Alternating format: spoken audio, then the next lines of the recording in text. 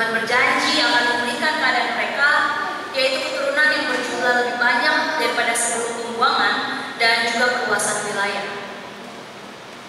Jika kita lihat di ayat 3 mengatakan, engkau akan mengembangkan ke kanan dan ke kiri, keturunanmu akan memperoleh tempat bangsa-bangsa dan akan mendiami kota-kota yang sunyi.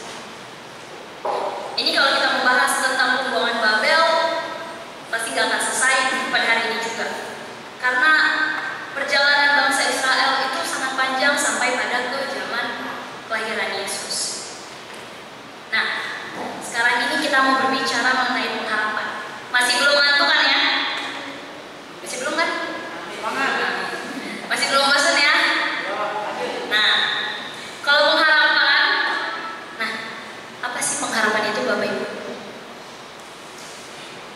Coba menurut Opa El, pengharapan itu apa? Harapan itu berarti dia dipegang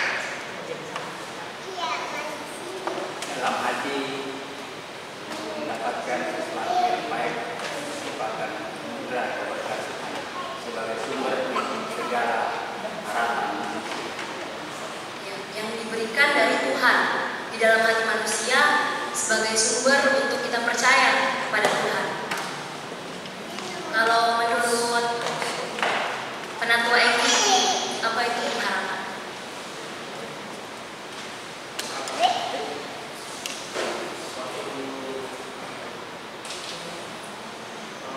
Keinginan dari manusia, sesuatu hal yang baik kepada Tuhan untuk kehidupan. Suatu hal yang baik yang diharapkan manusia kepada Tuhan. Ya. Apa sih menurut harapan yang dimiliki oleh kita sebagai orang Kristen kira-kira? Atau apa harapan kita di dalam hidup ini? Ibu Penatua Ros, kira-kira apa harapannya dalam hidup ini?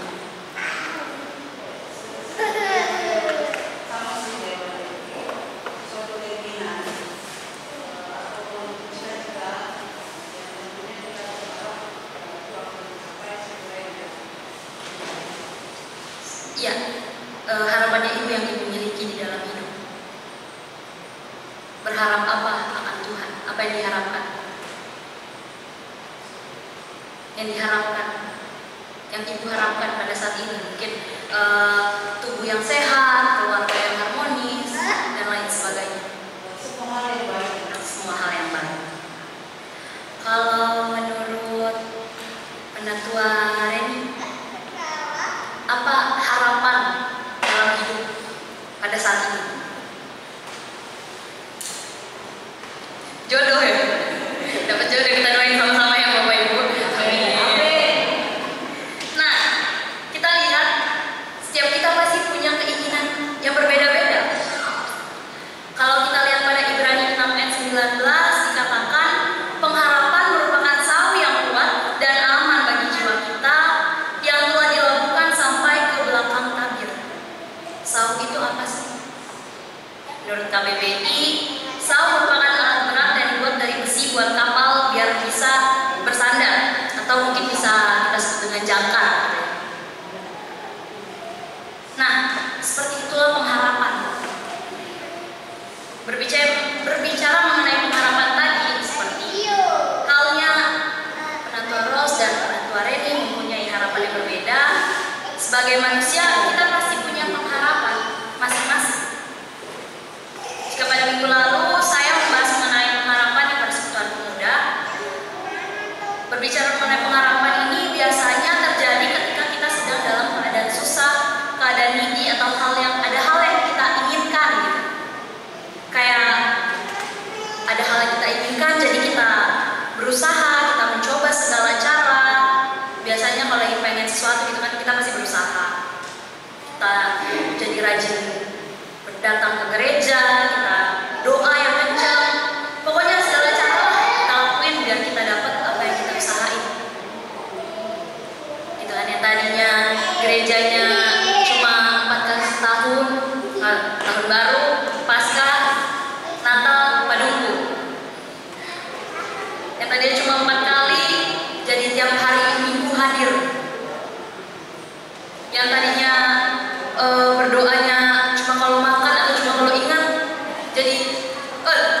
berdoa terus. Misalnya itu kan kayak lagi diem dikit, aduh Tuhan, tolong Tuhan. Atau kalau lagi ngomong dikit, rasanya kayak, oh Tuhan, ini loh aku mau ini Tuhan, gitu kan ya. Sampai semua hal dilakukan agar kita bisa dapat apa yang kita harapkan. Tapi kenapa kok kita nggak dapat apa yang kita harapkan? Yang kita harapkan itu tidak kunjung dijawab.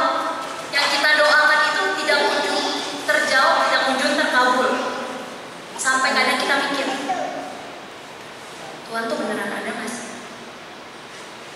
Kok saya udah berusaha, saya udah berdoa, bahkan lebih taat berdoa dari sebelumnya.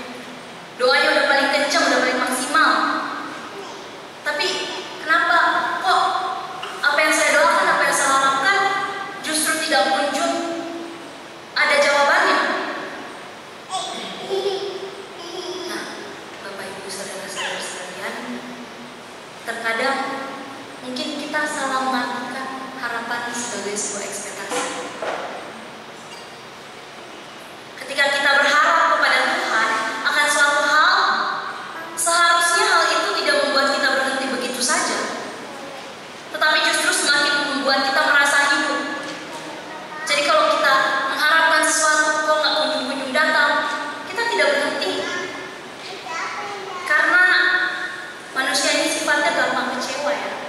Coba kita akui, manusia ini orangnya gampang kecewa.